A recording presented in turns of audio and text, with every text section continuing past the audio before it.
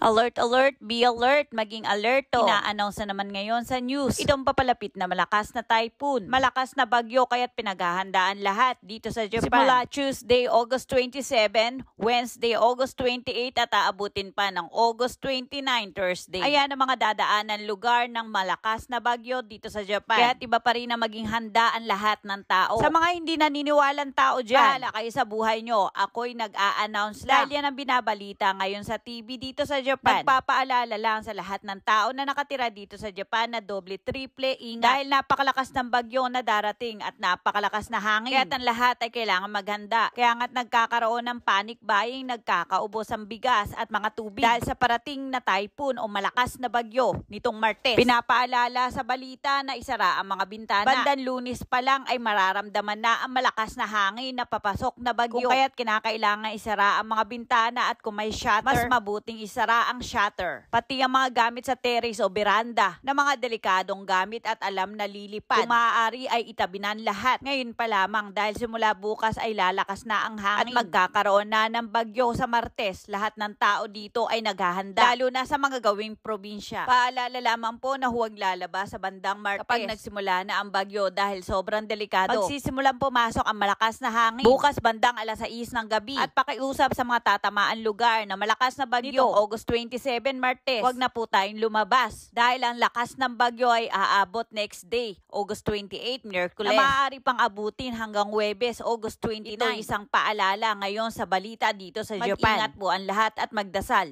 Ito ang inyong tagbagbalita, Dayan News.